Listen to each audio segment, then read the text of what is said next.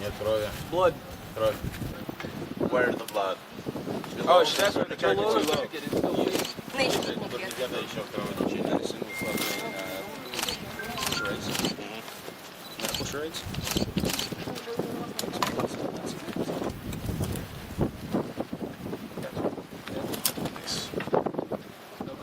No leg. No leg. Нету ноги. Нема ноги, окей. Внутрі щось є? Немає. Лубрикент.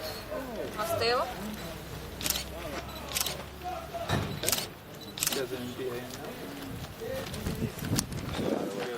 Коротше,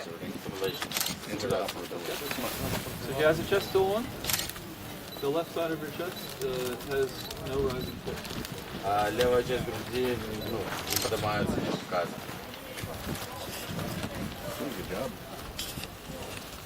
There's an exit wound on the left side. Выход на левой стороне. That's fine, but помогло? unequal rising. Но все равно не помогло. Не допомогло. Ask her if she knows this. Де 10 секунд.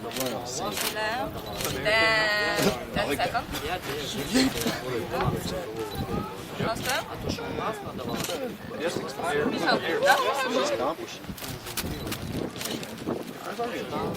La tragedia que supone esta guerra como cualquier otra y que implica obviamente invitar siempre a reflexionar qué es el fracaso de la política y diplomacia, es una guerra que tenía por parte de la Federación Rusa tres objetivos planteados muy claramente desde el inicio, que es la desnazificación, sobre todo de los batallones neonazis, que son aproximadamente 30 y que estaban desde siempre ubicados en la zona este, en el Donbass, en las dos provincias de Lugansk y Donetsk.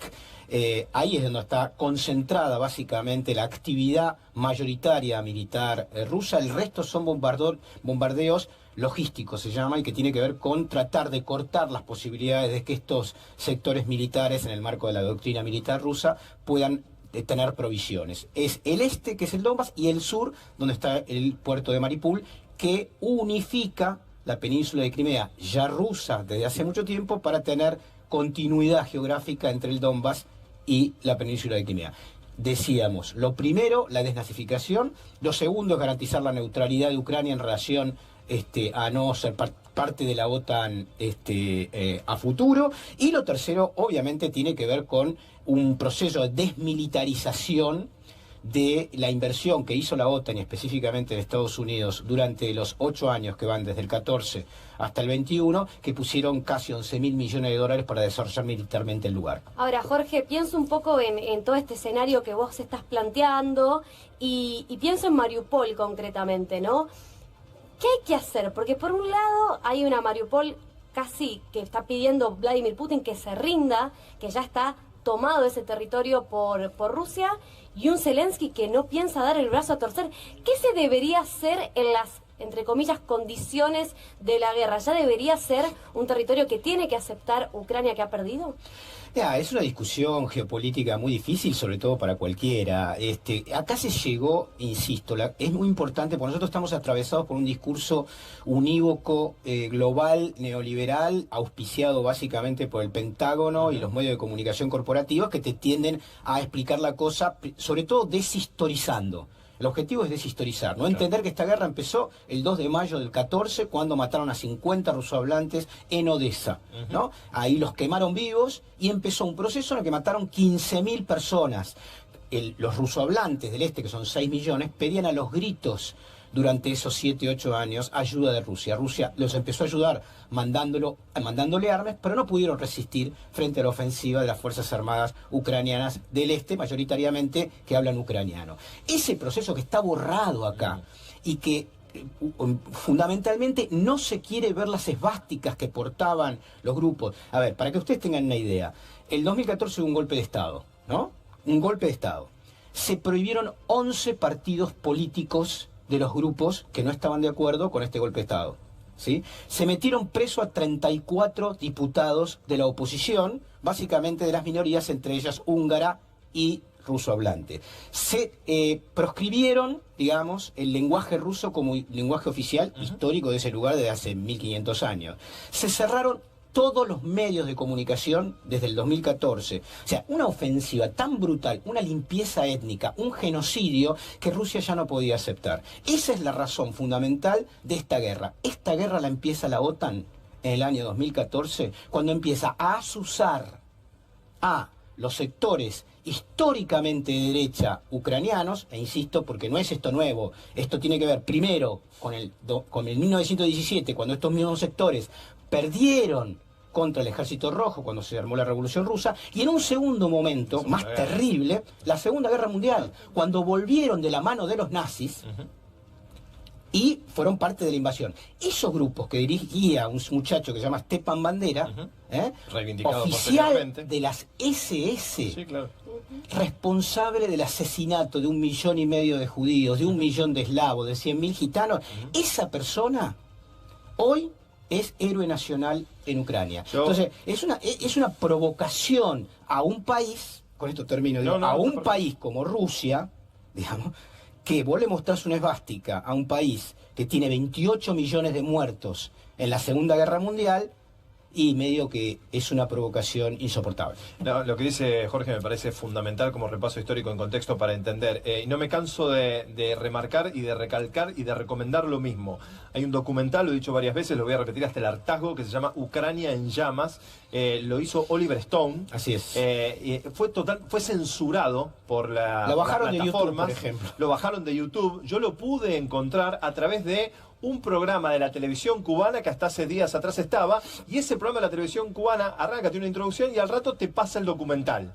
Pero no podés encontrar el documental en sí, está censurado totalmente.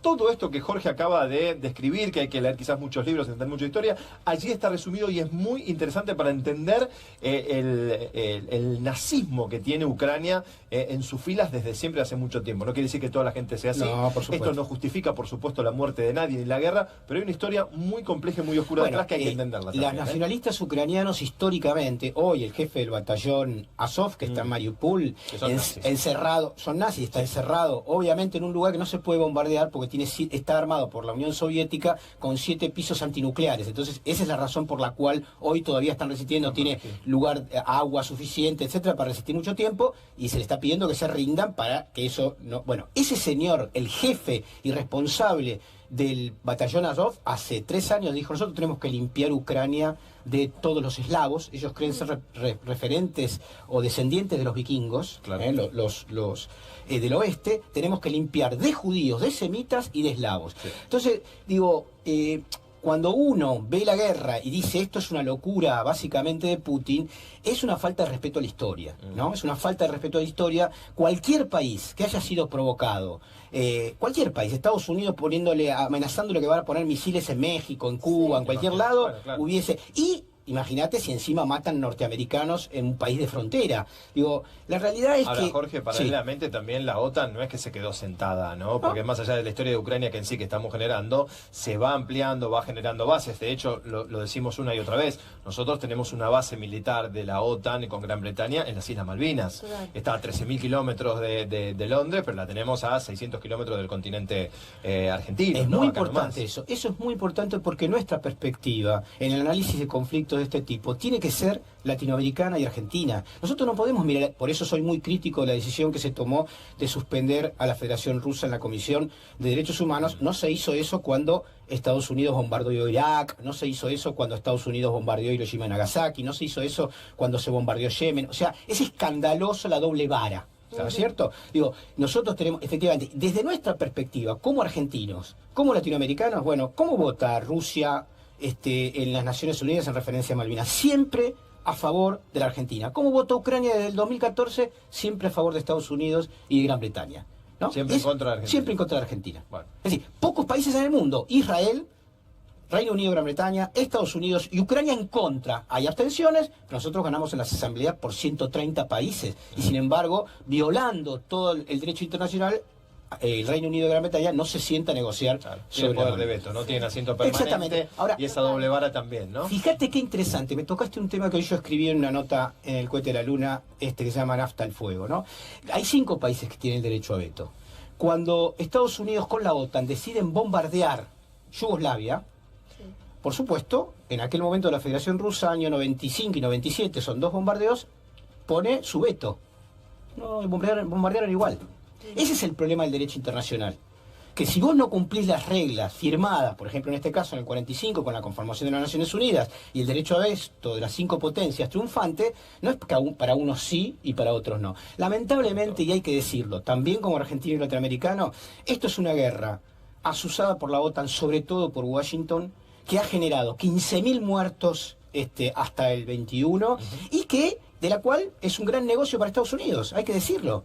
Un triple negocio. Primero, rompe los vínculos energéticos de la Federación Rusa con Alemania. Todavía no, igual, Jorge. Por ahora sigue vendiendo, pero intenta, ese es el objetivo. Okay. Es el objetivo, ¿no? Plantear Es la verdad lo que vos decís, todavía siguen comprando porque están desesperados porque necesitan ese gas que viene por el Nord Stream 1, Nord Y Stream de 2. hecho, perdóname por interrumpirte, pero mismo hay un decreto, que lo mencionaba Pablo anteriormente hablando con Karen, que justamente insta a todos los que compren gas ruso a abrir cuentas y pagar en rublos. Es verdad, lo que mantuvo el valor del rublo a niveles internacionales, justamente después de una caída. Es verdad, lo que dice, este es el objetivo de Estados Unidos. Vamos a ver si lo logra o no. Pero el objetivo es romper los vínculos de Europa con Asia, que es el vínculo que de alguna manera la Federación Rusa tiene, y sobre todo quebrar la posibilidad de la emergencia nuevamente de un país, la Federación Rusa, que luego de la Unión Soviética quedó muy destruido. Muy destruido en términos incluso de su empoderamiento como potencia, ¿no es cierto? Yo creo que ahí hay un gran tema y es, insisto, perdón por esto, digo, Sí. desde América Latina, ¿cómo tenemos que mirar esto? ¿Cómo tenemos que observar una situación que hoy, con neutralidad, no podemos sumarnos? En este caso, en el voto de las Naciones Unidas, para que ustedes tengan los BRICS, Sí. Brasil, India, China, se abstuvieron. Brasil, un país de derecha, se abstuvo. Israel, que tiene intereses comunes con Rusia en relación a Siria, se abstuvo. No, y es muy importante esto que vos decís porque también hay que repasar la historia y no podemos mantenernos ajenos a eso. Vos estabas hablando de la OTAN y por supuesto que tiene un rol preponderante en esta guerra, pero por otro lado, deseo de Putin de que Ucrania no se suma a la OTAN está cumplido por lo menos por ahora. ¿Qué tiene que pasar?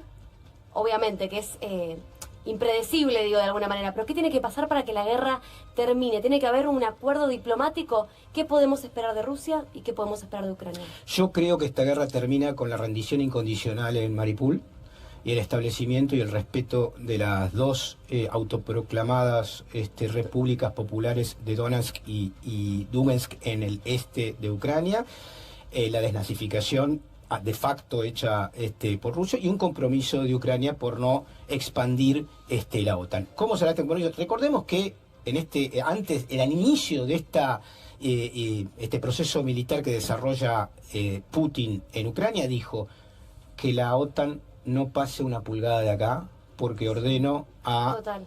Bueno, y lo cumplieron. Eso es una línea en la historia de los últimos 2 siglos. Es la primera vez que Estados Unidos tiene que amoldarse a la decisión en este caso, de un país. Ahora, Jorge, estábamos viendo también en estos días que se estaban generando canales de negociación o que parecía que iba a frenar después de lo que fue el hundimiento de este buque. Vaya a saber si fue... que uno... A ver, cuesta creer que solamente Ucrania haya actuado en esto. Está recibiendo apoyo militar, logístico, tecnología, indudablemente todo el tiempo. Como que cuando parecía que esto se iba a enfriar, recrudece el envío de armamento, recrudece la ofensiva también a nivel mediático para sostener este conflicto a largo plazo, ¿no? Tiene un objetivo claro por parte de la OTAN.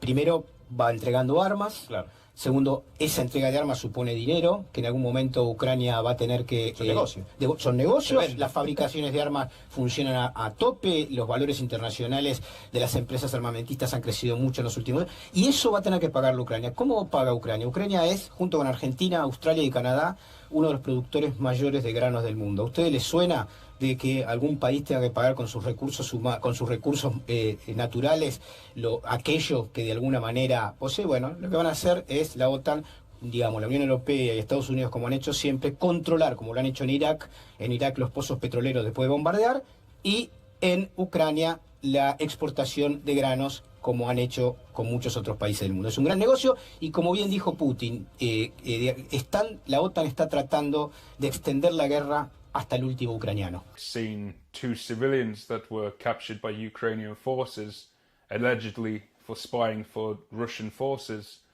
During this encounter, I was on guard duty and saw the civilians hogtied and blindfolded by a battalion intelligence group. They brought them down into the bunker and placed them into a room. After that, I'd never seen them again.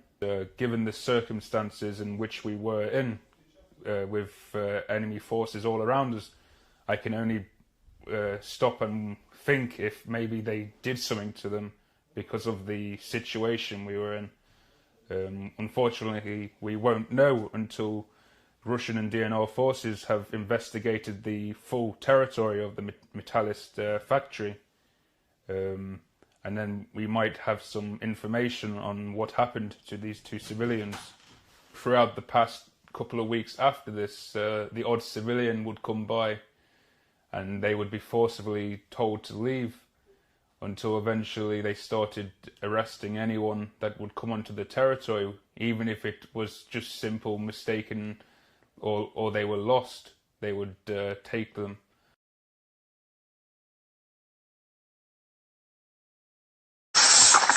Снимешь, короче, деревню саму, хорошо? Окей.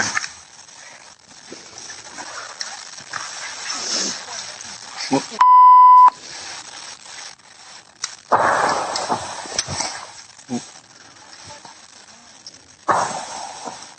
Не очень четко, но ладно.